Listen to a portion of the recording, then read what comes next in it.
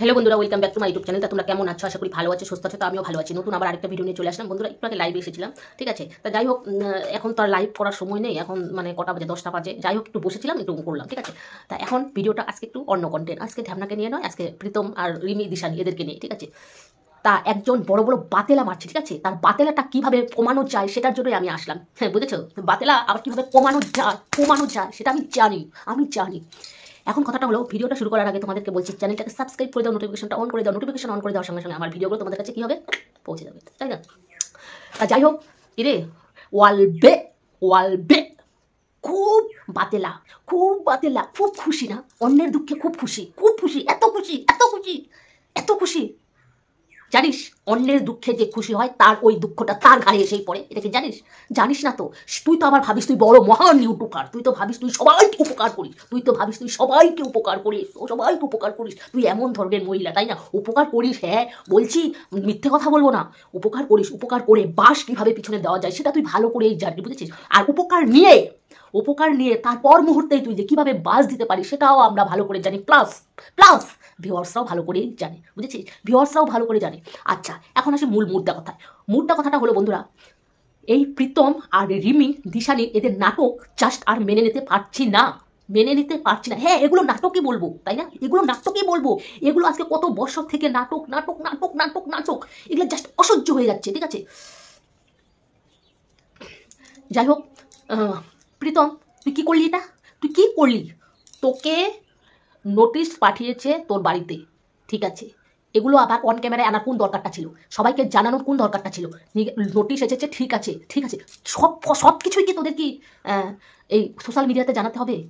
একটু পাত দিবি, একটু হাঁকবি, তাও এটা সোশ্যাল মিডিয়াতে জানাতে হবে? জানিস না সবাই হা করে বসে থাকে, তুই কখন তোকে খুঁত ধরবে, কখন তোকে ভুল ধরবে তুই জানিস না? তাহলে সব কিছু কেন সোশ্যাল মিডিয়াতে বলিস? হ্যাঁ, তোর তো একটা ভাবা উচিত যে না, আমার সব কিছু সোশ্যাল মিডিয়াতে ছাড়া যাবে না। আসলে তুই পারিসও বটে। আজকে তোর জন্য তোর মাকে, এই দিশানিকে তোর দোষের ভাগী হতে হচ্ছে। তুই আজকে তার জন্য কাঁদছিস না? তুই নিজে একা দোষী থাকলে, তুই নিজে একা স্বীকার করতে পারিস, কিন্তু তোর মাকে আমি জানি প্রীতম, আজকে তোর দিদি হিসাবেই বলছি, আমি জানি তোর মাকে তুই যথেষ্ট ভালোবাসিস, খুব ভালোবাসিস, ঠিক আছে। কিন্তু আজকে তোর মা দিশানি তোর সাথে জড়িয়ে ফেলছি, এই নোটিশের মধ্যে তোর মা দিশানিকে জড়িয়ে ফেলছি, এই জন্য তুই কাঁদছিস, এই জন্য তোর এতটা খারাপ লাগছে, তাই না? আজকে তুই কাঁদছিস, আজকে তোর খারাপ লাগছে, এই জিনিসটা তো সবাই ব্যঙ্গ করছে, ঠিক আছে, এই জন্য বলি সব কিছু সোশ্যাল মিডিয়াতে আনিস না ভাই, সব কিছু সোশ্যাল মিডিয়াতে, ঠিক আছে। সব কিছু সোশ্যাল মিডিয়াতে আনলে যে কি পরিণাম হয়ে দাঁড়ায়।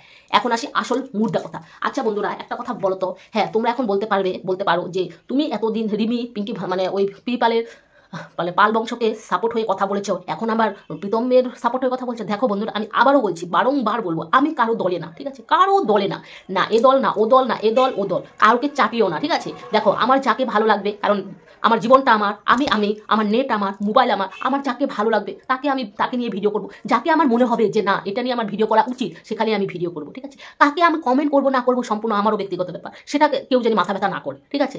এখন কথাটা হলো বন্ধুরা, এখন আজকে এই যে প্রীতম দিশানি নাটকের জন্য, প্রীতম ও রিমির নাটকের জন্য শুধু কি প্রীতমই একা দায়ী? তোমরা একবার ভাবো তো, তোমরা একবার বলো, শুধু কি প্রীতমই দায়ী? আর কি কেউ দোষী নয়? শুধু কি প্রীতম এই ভিউজের জন্য, নাটকের জন্য ও কি একাই সোশ্যাল মিডিয়াতে নাটক করছে? আর কি কেউ করছে না? তোমরা একবার বলো তো, আর কি কেউ করছে না? করছে, পাল বংশরাও করছে, পাল বংশের মেয়েও করছে। আজকে পাল বংশের মেয়ের মাথা ডিফেক্ট আছে, ঠিক আছে, আজকে ডিফেক্ট না থাকলে তাহলে এই যে এগুলো করতে পারতো না, ঠিক আছে। হ্যাঁ, তোর এই ওয়ালবে তুই কি বলছিস? হ্যাঁ, প্রীতম কি বলেছে রিমিকে? ঝাপড়ি, তাই না? ঝাপড়ি বলেছে, ছোট ড্রেস পরেছে। অবশ্যই বলবেই। আজকে তোর একটা জিনিস আমি তুলে ধরবো, বুঝেছিস? আজকে জিনিসটা তুলে ধরবো, তোর পীড়িতের গলার মালা, তোর পীড়িত। হ্যাঁ বন্ধুরা, কিছুদিন আগে যখন, আজকে আমি আবারও বলছি, প্রীতমের বাড়ি গিয়ে তোর চ্যানেল গ্রো হয়েছে, বুঝেছিস? হ্যাঁ, আবারও বলছি, ওয়ালবে তোকে জোর গলায় বলছি, প্রীতমের বাড়ি গিয়ে তোর চ্যানেল গ্রো হয়েছে, তাছাড়া নয় তো না, ঠিক আছে। প্রীতমকে চুমু খাওয়া লজ্জা করে না একটা পরপুরুষ? প্রীতম যতই ভাই হোক, যতই ছোট হোক, পুরুষকে গালের মধ্যে এরকম করে চুমু খেতে তোমার লজ্জা লাগলো না? তখন প্রীতম ভাই এখন এখন পাঠা প্রীতমের মা প্রীতমের বাবাকে টেনে নিয়ে এই ভিডিও করছে। ভিডিও দেখো দেখো দেখো দেখো, এগুলো কি ছিল? আমি কিন্তু তুলে ধরতে পারতাম, ঠিক আছে, কারণ প্রীতমের ওই জায়গা থেকে নিয়ে তুলে ধরতে পারতাম, কিন্তু আমার দরকার নেই। সবাই কিন্তু দেখেছে তোর আমি তুলে ধরবো, ইম্পসিবল, দরকার নেই আমার। তোকে সবাই চিনে, তোকে যে না চিনছে সে মায়ের পেটের থেকে এখনো জন্মই নেয়নি, বুঝেছিস? ওয়ালবে ধুরন্ধর মহিলা, সবাইকে ঠকার, সবাইকে পিছনে বাস দেওয়ার মহিলা, ঠিক আছে।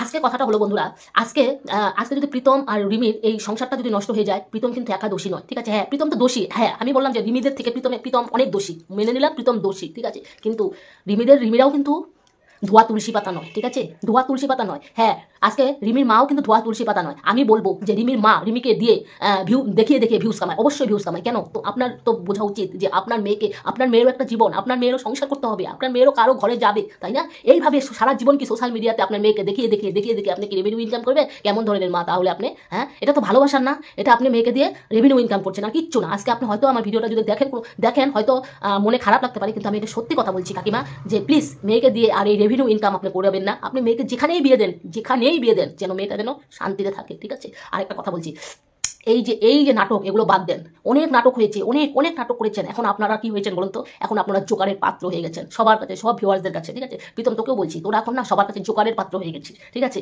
এই যে রঙ্গলীলাগুলো করছিস, এই যে রিমিকে ছেড়ে আবার দিশানিকে রাখছিস, দিশানিকে বিয়ে না করে দিশানিকে ঘরে রাখছিস, ঘুরতে যাচ্ছিস, এগুলো তো বলবে। তুই তাদের সুযোগ দিচ্ছিস, এই ওয়ালবে হাতি এদেরকে কি করছিস? সুযোগ দিচ্ছিস, বুঝেছিস? তোরা নিজেরা সুযোগ দিচ্ছিস, আর কি করবি? তো এরা তো হা করে বসে থাকে। তুই কখন কন্টেন্ট দিবি, বুঝেছিস? কন্টেন্ট দিবি কখন? তখন হা করে বেঁচে থাকে। কারণ শোন প্রীতম, আজকে তোকে বেঁচে না খেলে এই ওয়ালবের হাড়ি জ্বলবে না, এটা তুই মনে রাখিস, বুঝেছিস? আজকে তোর জন্যই এর রমরমা, বুঝেছিস? তোর জন্য, শুধু তোর জন্য রমরমা। আর এই পাল বংশের চামচা, বুঝেছিস? পাল বংশের চামচা, সারা পাল বংশকে চাটতে লাগে, শালার ইগুনখানকার, শালার ওয়ালবে জায়গায় আসি মারাতে আমার সঙ্গে একেবারে উগড়ে দেবো, বুঝেছিস? চোখ উগড়ে দেবো। ঠিক আছে বন্ধুরা, ভিডিওটা এখানে শেষ করছি। তোমরা সবাই ভালো থাকো, সুস্থ থাকো, টাটা, বাই বাই।